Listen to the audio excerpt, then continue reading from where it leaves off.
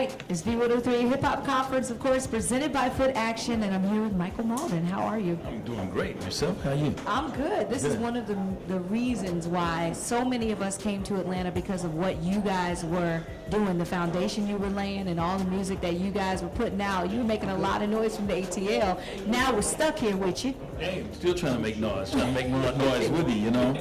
I'm just excited. I mean, this city is like buzzing right now. This whole weekend is fantastic, and just to see how this has grown, you know, it's amazing. Amazing. I always like to say that there probably wouldn't be a BET Hip Hop Awards in Atlanta had it not been for all the hits that came out of Atlanta. Oh yeah, that's a huge part. I remember the very first one, and you know, and shutting down the street and in front of the Fox Theater, and how big it was, and just talking to everybody at BET before they came in, and you know, just trying to be. They were just trying to be in the mix, and being that it was Atlanta was really from the hip hop community first award show that they could really connect to. I thought that was. I knew it was going to just turn out to be something that was just fantastic. So what are the things that you're working on now?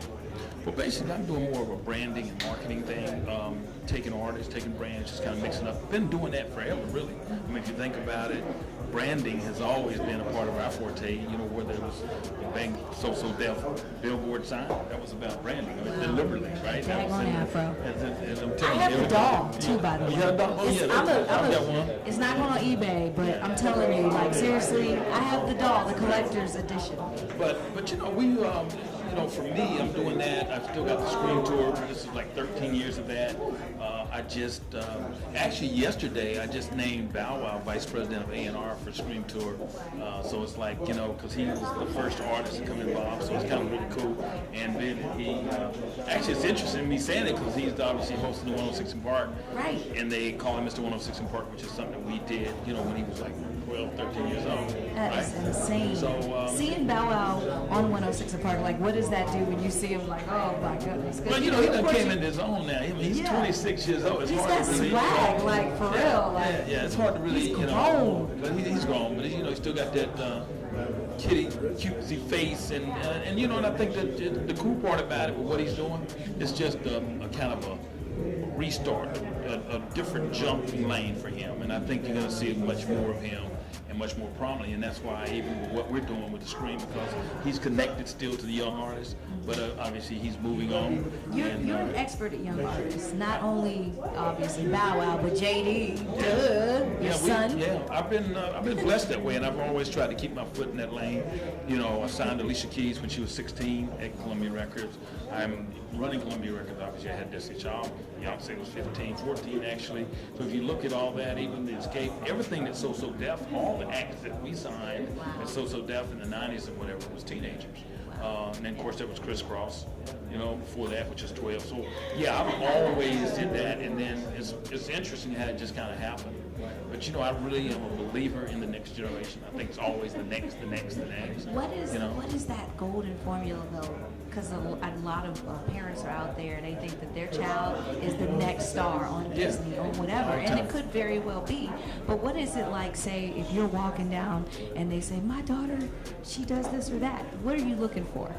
Her to look like a star right then? Well, it's hard to say, because I think it's really a balance. But you can, I mean, I don't know. It's just a feel. You can feel someone that's really got star presence. You can feel. Yeah. There's people that's got it. It's like a work in progress. People that's kind of got the edge, but they got to work out some things. That's called artist development. So a lot of times you're trying to shine that up. But there's a few people when they walk into the room, you can say, there's something there. Or walk down the mall, or walk down, you know, it's no different than, I guess, when JD saw Criss Cross in the mall at Greenbrier, or when we first met Bow Wow, who was 10, or when I first met Alicia Keys, even though other people met her too. Didn't really feel her that way, but for me, there was just something special in what she did as a youth brand, and the ability to carry that to the next level, and recognizing what that's be. I think it's all about looking further down the road than what's necessary there in front of you, and that's where a lot of parents and all, I think, get a little twisted, because they're looking at their child for right now. versus what it will be. You know what I mean? Well, this is the hip hop conference where you can get all the details, all the information, the stuff that Right. you'll never ever find out. So Right. we appreciate you sharing those secrets, because I know a lot of people come to Atlanta with their children like, look, my child's a star. This is the closest I can get to a Hollywood type thing. Yeah. And Atlanta is a Hollywood It as is, well. and at the same time, let me just say, you know, even though it may not be for everybody, but you just got, if you believe and the child really got it, they want it, you know if they really want it, or if it's you, if they're living, you know, if you kind of living vicariously through them, that's one thing. But if they really got it, you got to kind of support it. You know, I don't believe in necessarily, for me, doing it too young. I believe in getting them prepped young, but as far as really, you know, doing too much, let them kind of enjoy their childhood, but at the same time, take it, shine it, keep it polished, and make it work. Tell me a trade secret before we go. Have you ever watched someone on YouTube that you could possibly manage or brand? Yes, as a matter of fact, Okay. I have. I actually have. Actually, I got a kid with me today.